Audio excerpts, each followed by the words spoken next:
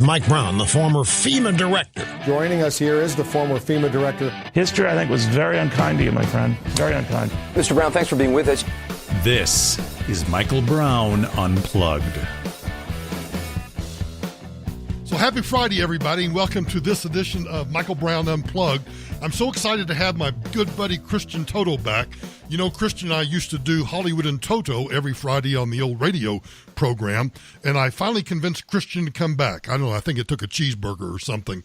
But Christian's on the line. Christian, welcome to Michael Brown Unplugged. Let me make sure everybody knows how to find you. Go to his website, hollywoodandtoto.com. That's T-O-T-O, hollywoodandtoto.com, and follow Christian on Twitter at Hollywood and Toto. You got to subscribe to his newsletter at the website. Christian's got a lot of great stuff about the intersection of politics and Hollywood and the Hollywood culture and everything else. Christian, hey, welcome to my podcast. How are you? Do you still have my children captured, or can they be released if we just do this podcast? Are we good? Oh, I traded them for a dog. Good deal. How you been? I'm happy. I'm good, and I'm happy to be back. I'm happy to be back too. You know what I've missed? Stories about my dog? No. Well, I mean, I see the pictures of your dog on Instagram. That's true. I miss The View. Oh, I see headline after headline. I'm thinking we've got to get the old band back together because I can't let this go. Well, the band is back together, and guess what? The View is not going to let us down. Oh, it never does. So, do you want to set up the first story before I play the first soundbite? I mean, it's Joy Behar. What more do you need to know, right? Well, it's The View. It's Joy Behar. And her Trump derangement is off the charts, as we've chronicled for many a month now. And, of course, if something bad happens in the world, it is clearly Donald Trump's fault. Always. Well, let's just go to the audio. You ready? Yep. Let's go. I wanted to say something about Trump, though, here, because I wrote down maybe the line that, like last week, Biden introduced the video where he brought up Charlottesville. We all saw that. It was very, very well done. I'm sorry. I'm already pausing again, right? Sure. It was he brought up Charlottesville, and it was very, very well done. He used to be the vice president of the United States. Don't you think, can't we make it a kind of a big assumption here that he's got a good production team around him that would, no matter what he says or regardless of what he says, the production value is going to be pretty good? But more importantly, what he said wasn't true. He's been kind of pushing this whole Charlottesville canard about President Trump, and that President Trump directly called Nazis good people. Not true. That quote has been taken out of context for almost 2 years now. And, of course, Joe Biden has such a wonderful track record that he needed to feast on that fake news item just to get his attention. So that's part of the problem here. And by the way, we are going to get into another tragic shooting, and that's where Joy Behar really kind of sinks her fangs in, and just to kind of give people a better heads up of what the segment's going to be about. Right, here we go. And it reminds us that we're losing the soul of America, etc. The next day, I believe, was the next day, Donald Trump defends Charlottesville once again, says that these people were historians. They were more interested in Robert E. Lee than the fact that they're saying Jews will not replace us. They were just a bunch of historians. Right. Why don't we just lock up Doris Kearns Goodwin then? Mm-hmm. Okay. Wait a minute. Why don't we just lock up Doris Kearns Goodwin? Did Donald Trump, regardless of what he said about historians, did he say that we should go lock up the historians? No, his argument was Trump was saying that there were people who were against a statue being removed. And that's where Joy Behar comes trampling in and trying to connect the dots that don't really need to be connected. And it's just this is as viewy as a clip as you can possibly imagine. And she's just getting warmed up. And what's amazing to me is, to your point about they were wanting to take down a statue. Now, whether you are for or against taking down a statue, and we can have that debate anytime, but taking down a statue, whether it represents something that is a pimple in our history or it's something good in our history, you are, by taking down the statue, attempting to erase that history, whether it's good or bad history. And that's a debate we've been having for quite some time. And of course, I don't think it's the kind of intellectual debate that would have any kind of home on The View. But she's going to kind of scatter from one talking point to the next because that's what she does. She really doesn't have a lot of independent thinking on her on the show and with her monologues because it's just basically regurgitating stuff she's heard on other sites. Now, the one thing, first of all, I find it funny that you use the term intellectual and The View. I find that kind of funny.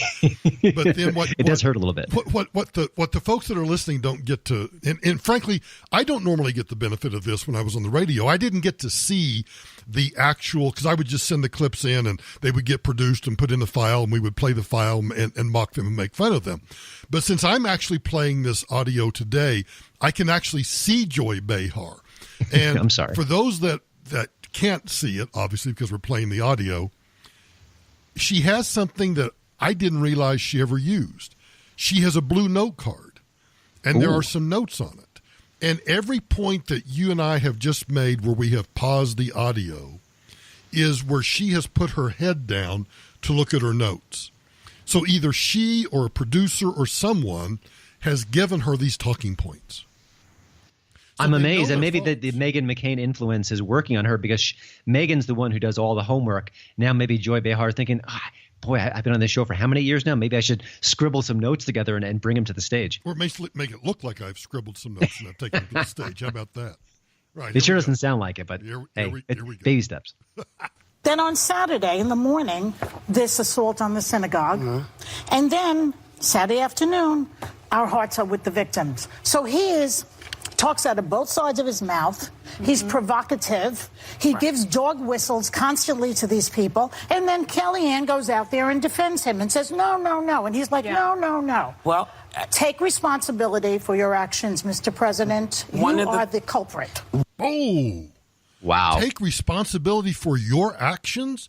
Did I miss that in the news? Did Donald Trump shoot people in a synagogue? Did he shoot people or drive that car in Charlottesville? What did I miss? Well, I think it would have been on the news if that happened. So I'm going to safely assume that didn't happen. Is that she's going so far out on a limb? There's just a tiny few needles that are sticking out into her thumb at the moment. It is staggering. And I've actually been listening to other clips recently, including CNN, and the way they twist and turn and contort themselves to blame Trump for literally everything.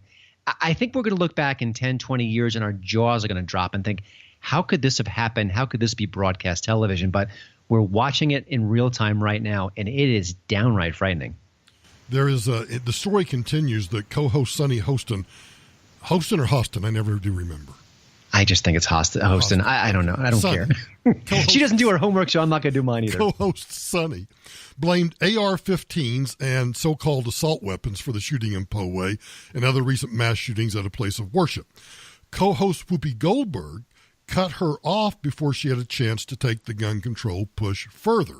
Now, I didn't see obviously, I am embarrassed to admit this, but I didn't watch The View so I did lousy show prep. I didn't watch the whole show.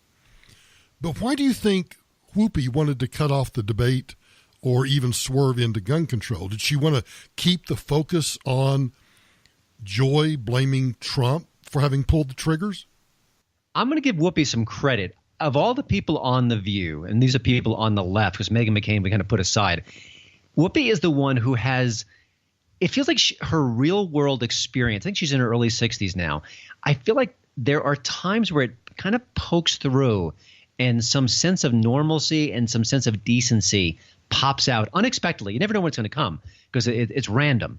It's like kind of spinning the roulette wheel. But I think that part of her thought, do we really want to kind of turn a real tragedy into yet another talking point?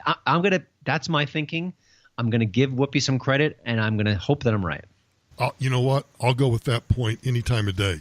Let me make one more point about this story because in what you sent me, it says, strangely, supposed conservative Meghan McCain quoted a statistic from the Southern Poverty Law Center noting a 30% increase in hate crimes.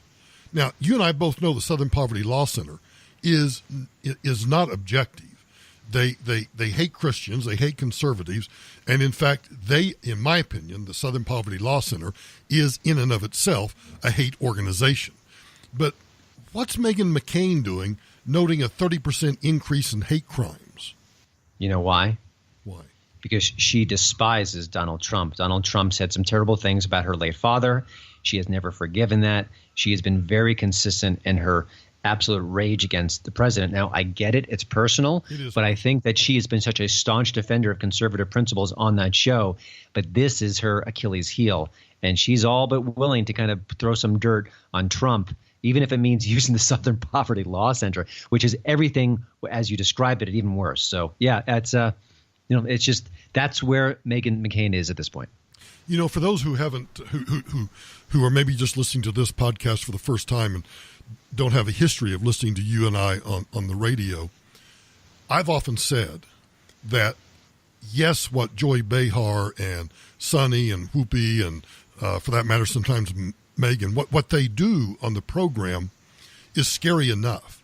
But what I find, and I've always found even more scary, is that this is a network television show, and that not only are the people in the audience just kind of, I don't know what to expect them to do, other than maybe not show up and not go. But I suppose if you're from, and I don't mean this pejoratively, but if you're from some little town in the middle of nowhere and you're suddenly in the Big Apple and you have a chance to go see The View, I guess you're going to go do that.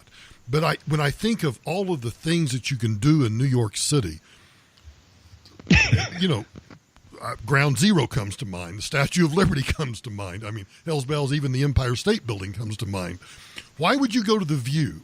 So I'm always concerned, I think, as much, if not more so, the people who are consuming this garbage than I am the people who are spewing the garbage. Yeah, it's amazing. But, it's self-selected. It's the fans of the show who will line up and get those tickets. And also, has this show ever been fact-checked in any capacity? Has anyone ever come out, a news organization, and said, they talked a lot about this topic and they got it all wrong, or they twisted the facts? I mean, that's the kind of impunity The View has, where they can just do what they want, say what they want. No one is there to fact check them, and it gets out to millions of people. That's problematic, and that's a word I often don't use because it's aligned with the woke movement. But I think it's very problematic, and that's one of the reasons why it's fun to mock them. But I think it's also important to mock them because this is just silly on steroids. And just imagine a president like Trump, who, for all his flaws, has been aggressively pro-Israel, aggressively pro-Jewish rights in many ways. And to pick him as I'm the dog whistle guy telling people to shoot up synagogues and such is beyond absurd. It is absolutely absurd. And to your point, I don't want to gloss over the point you made at the beginning of that point, of the beginning of your statement. Who has ever fact-checked The View? I mean, if you or me or Breitbart or any other, conservative outlet were to say something and we were to, just get a statistic wrong or a slip of the tongue or whatever it might be, we would be fact-checked in a second and we would get 5 Pinocchios and we would be, derided for being stupid and ignorant and everything. But they've got free reign, total free reign. Yeah, this is something I've talked about a lot. Years ago when Obama was in the White House, Saturday Night Live really kind of pulled back, didn't do many Obama jokes. He was there, he would appear, but it wasn't very critical, certainly not the way they treat President Trump. But there were 1 or 2 occasions where the show got a little bit sharper with the elbows being thrown. And you know what happened? Several news organizations, I believe including the Washington Post and CNN, fact-checked those skits. And it hasn't happened ever since, to my knowledge. I don't think any Trump sketch has gone under the journalistic microscope. But that's what happened then. And that's what's not happening across the board right now. Again, it just gives them free reign to do and say exactly what they want. And yes, they've got Meghan McCain to kind of hold them accountable at times, but she is greatly outnumbered, and the truth is outnumbered too. And this is the whole point of and I really hope you'll come back next Friday and we can make this a regular segment just like we did on the radio, because I think the reason this segment was always important to me is you and I both believe that, the politics trails the culture. And as Andrew Breitbart always pointed out, that the culture was where the real battlefield, exists. And I get that there's also a battlefield inside the Beltway. There's a battlefield in state legislatures. I get all of that. But this is where, because a lot of people can tune out what's going on at a state capitol. They can turn out what's going on in Congress and say that doesn't really affect me. So, but someone who is just, and again, my term is osmosis. This is on in the background. The television's on, or maybe you're an ardent viewer of The View, and so there's no balance given whatsoever. So you think that what Joy says is true, and that ends up kind of shaping your view of the world. No pun intended, but The View does shape your view of the world if you don't have anything to counterbalance that. Yeah, I recently wrote about the movie Unplanned. It's a pro-life movie, unabashedly so. And what I talked about is how many different kind of cultural institutions went to war with that movie. And I'm thinking, here is one pro-life movie in a pop culture where it's almost aggressively pro-abortion, pro-choice. And yet when that one movie entered the conversation, it got attacked in multiple levels, including Twitter, which banned the account briefly that was tied to the film, including major TV stations like HGTV not airing the commercials for the movie. So it was just so interesting where people right of center dipped their toe into pop culture, and it was quickly swatted away because they want to have that megaphone. They want to send the messages that they want to have out in the public. And you cross that line, you're not welcome. So whether it works, whether it partially works, they want to have that conversation on their terms and no one else's terms. And it's so pervasive that it really does. I mean, you have to go search out the counterbalancing views. Now, if you're conservative, you probably do that anyway. If you're right of the middle of the political spectrum, you're probably doing that.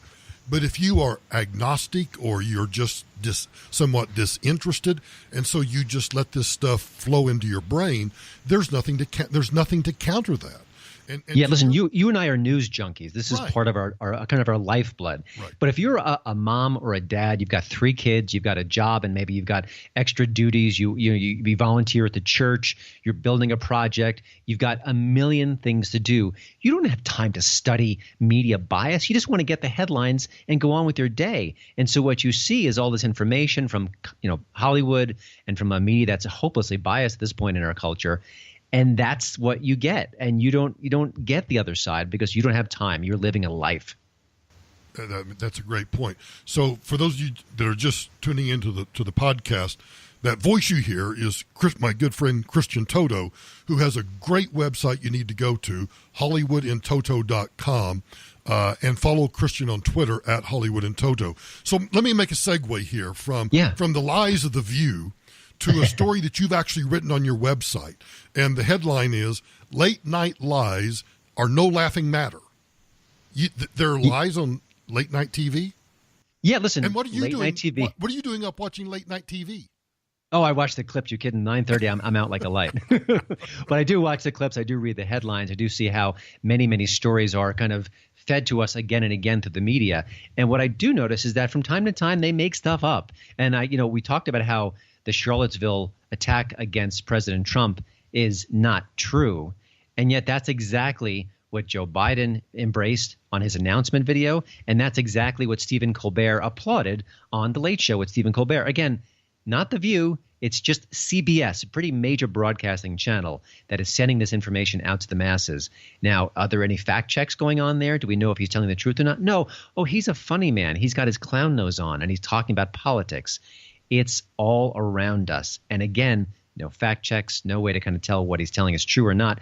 But it's not just that one instance. My story talks about several times. And I think my favorite example was Seth Meyers, like maybe a year or two ago. There was a program that Donald Trump was going to cut, and it affected Meals on Wheels. And on the surface, it sounds like, oh my gosh, what is he doing? People who need food are going to be taken, that program will be taken away from them. How horrible.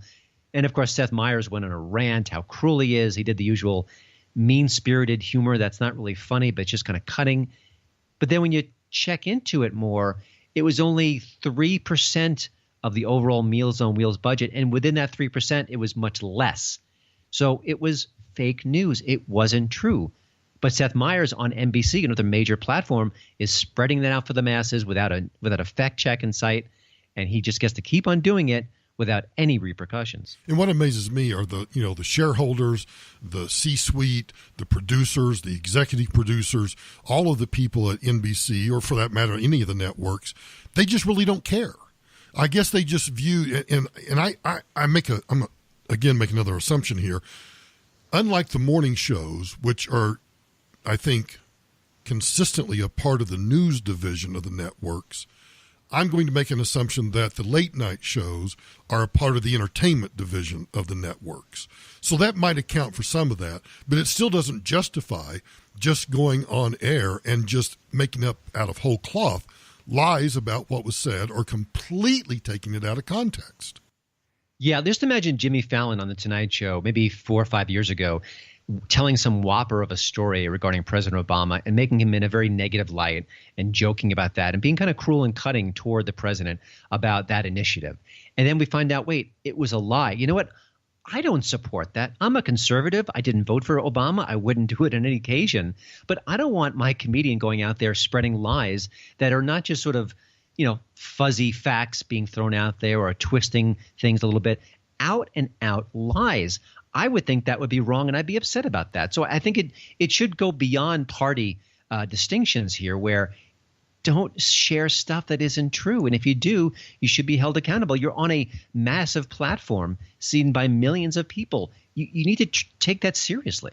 So have I become Clint Eastwood in Gran Torino? I'm just yelling at people. I hope so. Yelling at people to get off my yard. Correct me if I'm wrong, because you know so much more about this than I do. When you think back to Johnny Carson, or you think back even to Jay Leno, and to a certain extent, the earlier years of David Letterman, while they would do political jokes, I always perceived them as being equal opportunity bashers. They would rip the Democrats, they would rip the Republicans. But more often than not, most of their monologues and most of their jokes were about everyday things, everyday life, things in the news. It wasn't so steeped in just politics. Am I just longing for the good old days, and were the good old days not really as good old days as what I think they were? No, that picture is pretty accurate, but there's two things that have changed since then. One, I think the culture has evolved into this more mean-spirited, aggressive, any platform is the one you need to speak truth to power, so to speak. But the second thing is that the TV landscape has changed, where Johnny Carson knew if he went out and told a bunch of jokes that attacked Democrats, then Democrats in the audience wouldn't watch as much. And then his audiences would diminish and he would be less successful. But when he was in charge, when he was kind of overseeing the late night landscape, you needed that huge audience. You needed people on the left and people on the right. But today, the media landscape is absolutely splintered. You've got lots of niche channels. You've got the internet. You've got YouTube. So you can be very successful with a much smaller audience, and that's okay. So Late Show with Colbert is more or less the king right now. But his audience, if you gathered all the numbers together, would be much, much less than Jay Leno back in the day, or certainly Johnny Carson. It's just a different media landscape that allows them to reach out to the smaller but passionate demographic and be successful. So if they have a smaller, total share, actual numbers of people listening or watching is much smaller than, say, a Carson, a Leno, or even Letterman in his early days, the network execs actually don't care about that, because instead of having and I'm just going to throw out numbers out of my butt here, but if Carson had a 45% share of the market, that was needed in order to make money. But now, if you only have a 3% or a 5% share of the landscape of the television market, or all of the content that you can consume, the execs don't care, and they're happy with that. Yeah, and part of it is they probably can't get that big audience anymore. If you look at the last episode of MASH, for example, I forget the exact numbers, but they were tremendous. But a show in today's day and age, like a Big Bang Theory, when that show says goodbye, those numbers will be dwarfed by the MASH episode. It's just the way it's splintered. And again, you would think that if I'm on late night, if I'm an executive, I'd think, boy, if Stephen Colbert played it down the center, he could get both left and right, and we'd have a really big audience. Now, either they think it's not possible, or they're willing to kind of lose some money in order to get more audiences that they like and to get the messages they want to share, which is the example that I give. Why is there no right of center late night talk show? You put one out there against the, 8, 9, 10 shows that are left of center. Certainly there's a market for that. I think Fox News has shown that on the news arena. It's interesting, too, because I'm scrolling through your story at HollywoodandToto.com. The story we're talking about is headlined, Late Night Lies Are No Laughing Matter. You really ought to go read it. But you've put something in here that I kind of knew, but I haven't paid much attention to, and that is Scott Adams. Scott Adams is the creator of the cartoon Dilbert, which is one of my favorite cartoons. It's just about the life of working in an office. Scott Adams tweeted out, "For the benefit of the press." I just love that line. So here, guys, since you won't do the homework, let me do the homework for you. He tweets, "For the benefit of the press, I will include in this thread the many links debunking Biden's announcement gaffe of the century about the fine people hoax, starting with the transcript. Make sure you read the bottom part." Here's what the bottom part says. Now, I played this entire soundbite in the podcast earlier this week, but let me just read from the transcript. Trump said, quote, "I am not talking about the neo-Nazis and the white nationalists because they should be condemned totally. But you had many people in that group other than neo-Nazis and white nationalists, okay? And the press has treated them absolutely unfairly. Now, in the other group also, you had some fine people, but you also had some troublemakers, and you see them come with the black outfits and with the helmets and with the baseball bats. You had a lot of bad people in the other group too." The fine people line is so far out of context and is such a lie. It's mind-boggling that it is now part of the Sarah Palin "I can see Russia from my porch" kind of meme. It's a great comparison, but the scale is so different. Oh yeah. That just made her look silly and dumb. This is a stain on a character that should not go away if it were true, and it's not true. And you can say whatever you want about Trump. You can point to different things. I get it. But if you can't tell the truth, then get out of journalism. Please, just do us all a favor. Just go away. Just go away. Exactly. Go away. And if you need a cartoonist to kind of right the wrongs in journalism today, well, that's a pretty bad sign. And frankly, if you don't follow Scott Adams, you really should. He also does this. He I don't want to push people away from our podcast, but Scott Adams also does this. Have you seen his morning coffee thing that he does? I have not. I think it flashes by on my Twitter feed from time to time. But yeah, he's kind of an eclectic fellow, a very interesting guy. He's a mind you should be following for sure. You should, because I think, and I truly don't know what his politics are. I just know from the things that I've read and seen him do that he's more about, let's just find the truth. Yeah. Which I greatly appreciate. Speaking How of refreshing. Truth, I have to tell you the truth too. I know I've asked this 1,000 times, and I'm going to ask you again. I can't see you right now, but I know your eyes are going to roll. Who's Alyssa Milano? She was a child actress from Who's the Boss. She was on Charmed for many years. And I'd say the last 10 or so years, she keeps active in Hollywood as an actress, but she really is more of an activist right now. And she's getting a lot of notoriety. And she was on Capitol Hill this week. Why she is there, what sort of bona fides she brings to the table beyond the fact that she's got a robust Twitter feed, I have no idea. Well, you sent me a story where she claims that she does not have equal rights under the Constitution. There you go. Well, if she said it must be true. That moment of silence was me waiting for you to explain to me how she doesn't have equal rights under the Constitution. I don't think she does a good job of explaining it, so it's hard for me to even encapsulate it. But this is about the ERA amendment, which was, I guess, early 1970s was its early heyday. Is that fair to say? And then I remember it well, and I remember the hullabaloo over it, and it was at least from my point of view, it was so totally unnecessary, and it was going to, in my opinion, lead to, particularly if you have activist courts, it was going to lead to all sorts of craziness. And it's pretty simple that the Constitution, even though it talks about we the people, and it talks, it's pretty agnostic in terms of, because, today we have to be so concerned about which pronouns we use. It comes from a time when, which I still think is correct in terms of linguistics and composition and everything else, that the pronoun he is and can be used inclusively to mean everybody. But I guess we live in a world now where that's not true. But if you read the Constitution, in fact, she even says, I don't have equal rights under the Constitution. It's time for the Constitution to reflect the powerful principles of its first three words, we the people. Oops.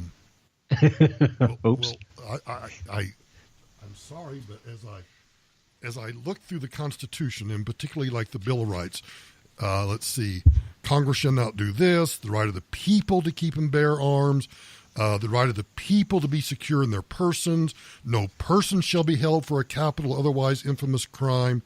In all criminal prosecutions, the accused, in suits, the right of trial by jury shall be reserved, and excessive bail shall not be required. There's nothing in this that tells me or makes me think that Alyssa Milano doesn't have the same rights that you and I do.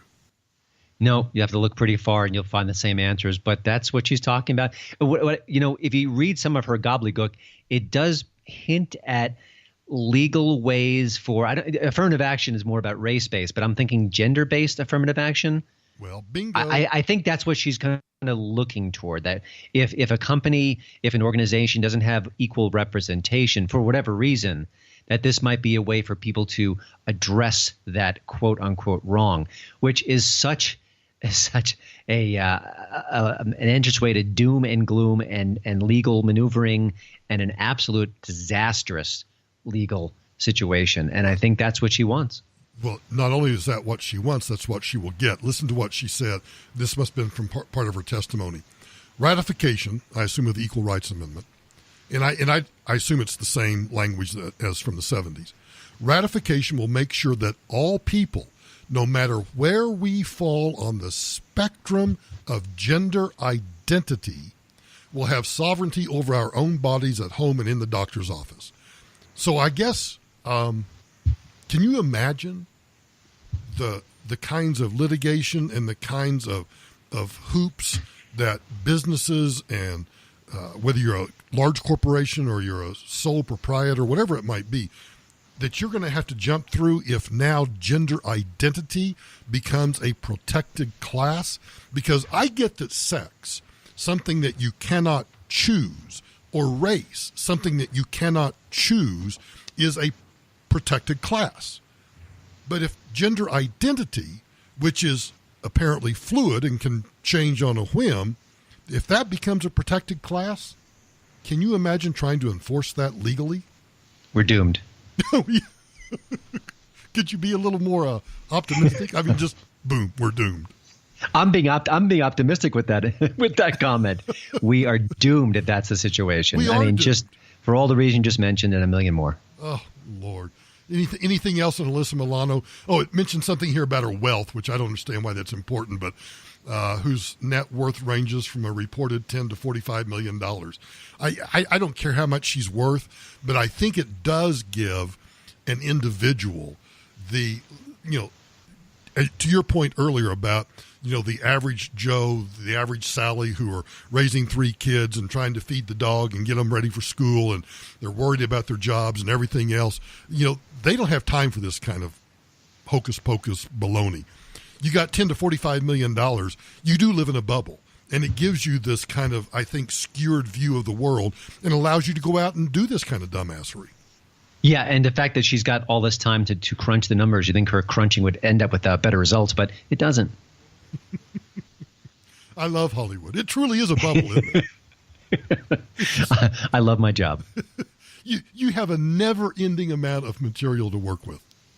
Yeah, listen, I go to bed at night. I flip through my Twitter feed. I'm thinking, there's 2 stories. There's another story. Right? I got to write up more tomorrow. Yeah, so never a dull moment. And it's going to get even more intense, I think, as 2020 rolls around. Oh, I think so, too. I think with the what we just witnessed with the Attorney General testifying day before yesterday and then not appearing today, which I think was a completely legitimate position to take, it's just going to be a complete zoo between now and November of 20.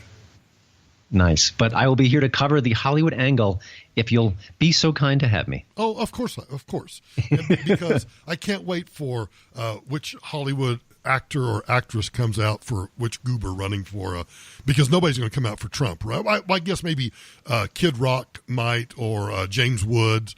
John Voight. I mean, there'll be a few come out in support of Trump, but it'll be interesting to watch which Hollywood and actors and actresses, because there's 435 people running for president on the Democrat side. 436. Okay, that's right, because Michael Bennett jumped in, our right. accidental senator from Colorado. So, it's up to 436 now. It'll be fun to watch how they decide who they're going to get behind, because I think that will be some indication of who they think is actually going to be able to get the nomination and perhaps beat Donald Trump, which I'm not sure they can if the economy keeps going. But don't you think that's a good indicator of which horse they get behind is likely to get the nomination? It is, but I think that they're so skewed at times that they may not even realize who's the best candidate to defeat Trump. They may just want to pick the person who is the furthest to the left, and that could be to their downfall. Yeah, it could. So let's move on. You sent me another story, and I confess I haven't read it. New York Magazine accuses Unplanned, the movie you mentioned earlier, for inspiring real-world harassment of abortion providers. Now, before you tell me about the story, just from that headline, can I make an assumption that because there was this movie called Unplanned, that there's a causal link between the release of that movie and people are going out and actually harassing or doing mean things to abortion providers? Well, it's not quite like that. But what the people who are the pro-life advocates are doing is they're citing the movie when they're doing their typical protests and activism. So they're citing that film and using it as, I guess, sort of an ideological cudgel or just a way to kind of express what they're trying to say to people who disagree with them. But that's the power of pop culture, and that's the fear that's going on, that if, like I said before, if pop culture is encroached upon by people right of center, by Christians, by pro-life organizations, that can't stand. So you get articles like this, which don't really prove any significant or sizable or noteworthy harassment, but just people citing the movie as part of their arguments. Here's what the story says. Erin Carmen, a former Washington Post contributor and fierce abortion supporter, found a novel angle from which to attack the surprise hit pro-life movie Unplanned. A hit anti-abortion film is inspiring real-world harassment. Calla Hales has been getting the cards, handwritten and pre-printed alike for years. We can help you quit. We will help you legally, financially, and emotionally. We know you didn't grow up wanting to work in an abortion clinic. The 29-year-old director of 4 abortion clinics in North Carolina and Georgia once ripped them all up and mailed them back to the sender. Now, you know what? The story goes on to say how mature, but I would say that if I started getting, what some might consider harassing postcards, or like I would get harassing emails, I know how to hit the delete button. And so ripping up a postcard and mailing it back to the sender, I actually find kind of funny. It's like you get unsolicited mail, and what you want to do is you want to send it back and put it in the return envelope where they have to pay for the return mail. Nice. Yeah, I don't get that this is real world harassment. Do you? It's not, but again, that's what's going on here. It's another example of, hey, we've got the cultural conversation. How dare you? And we're going to fight back with every tool we have to make sure that you're not part of this conversation. And if they're stalking someone or doing something really significant, then I'd be worried about that. But also, it's not the movie's fault. It's the person's fault. It's the individual. If they're doing that kind of a behavior. Yeah, that's exactly right. So you've been listening to Hollywood and Toto on Michael Brown Unplugged. Christian Toto, again, go to his website, hollywoodandtoto.com. Follow him on Twitter at Hollywood and Toto. Christian, I hope you come back again next Friday, and we'll continue the Hollywood and Toto series. Deal? All right. I can't wait. Your check's in the mail. You know, since it's Friday and we were kind of doing some fun stuff with Christian, I wanted to talk quickly about a story about a Senate race in Maine. The current senior U.S. Senator in Maine is Susan Collins. I've known Senator Collins for a long time. I don't necessarily agree with her politics. She tends to be a little more moderate for my taste. And she's one of these people that believes in bipartisanship. And as you know from my radio program, I often think that bipartisanship is an excuse to do things that conservatives or libertarians or liberty-loving people should not be doing. But Susan Collins might actually be the last sane Democrat, even though she's a Republican. She is almost reliably reelected by double-digit margins. But she might actually now be a little too sane for this day and age. And this ties back to what Christian and I were talking about in terms of like the Equal Rights Amendment and whether or not you can take something like gender identity, which is fluid, and somehow make it that is a protected class. Listen to this. Her refusal to take part, Susan Collins' refusal, to take part in the obscene railroading of now Supreme Court Associate Justice Brett Kavanaugh, has inspired a challenger who could become the first historic, and these are their words, not mine, the historic first queer feminist mermaid to serve in the United States Senate. Let me introduce you to Bray Kidman. The story describes her as thus. The first-time politician decided to run after training from the Victory Institute, which runs programs for potential LGBTQ candidates. Kidman hopes to be the first gender non-binary queer elected to the U.S. Senate. This is the language we now use in newspapers, I guess. Not to mention that she would be the first mermaid. A mermaid, yes. On Facebook, Kidman is described as a, quote, criminal defense attorney by day and a, quote, this is her description, not my description, and a radical fat queer performance artist, model, musician, activist most other times. On the website for the Maine Educationalist on Sexual Harmony, yeah, go check that website out, Kidman is described as a, quote, queer feminist lawyer, mermaid, writer, activist, and artist. Now, I don't know whether she's got a scaly tail. I don't know whether she lives part-time in an aquarium, but she says that she is mermaid-esque in nature. Kidman's work at the Maine Educationalist on Sexual Harmony includes putting on Rocky Horror Picture Show performances to teach consent, a body-positive fashion show, and sex education through burlesque. Speaking of Rocky Horror Picture Show, that's kind of what that sounds like. I can't even imagine. Can you imagine if she gets elected, what her speeches on the Senate floor might look like? You talk about increasing the ratings for C-SPAN. Hey, guess what? Senator Bray Kidman of Maine, the first queer feminist mermaid, is about to speak. Boom, ratings go right up. Democrats who have been enraged by Senator Collins' unwillingness to pretend to believe Dr. Blasey Ford's obviously scurrilous allegations against Brett Kavanaugh have made them willing to give money to any opposition candidate as an angry gesture. So I don't know whether this woman's, or I guess mermaid, is going to get elected or not. But I just thought on a Friday morning, you might enjoy knowing that there's a mermaid in Maine running for the United States Senate. Again, thanks for listening to the podcast. As I try to remind everybody, and I appreciate you doing this, you can download the podcast or you can stream it live by going to my website, michaelbrowntoday.com, michaelbrowntoday.com. And you'll see over there in the corner on the homepage, there's a block over there for Spreaker, but you can also find us on Spotify, TuneIn, and Stitcher. We're going to do iTunes eventually, but we're holding off because of a special event that we're putting together for the iTunes launch. You can also follow me on all of the social media platforms. They're at michaelbrowntoday.com also. And I really would appreciate it if you would like the Facebook page, follow me on Twitter, follow me on Instagram, get to me on LinkedIn also, and subscribe to the YouTube page. All of those you'll find at michaelbrowntoday.com across the bottom, where you'll see the icons for all the different social media pages. I would also add quickly that on the Facebook page at facebook.com/Michael D. Brown, we have opened up a discussion group. So if you'd like to join that group, you just have to put a request in to join the group, and I'll look through it.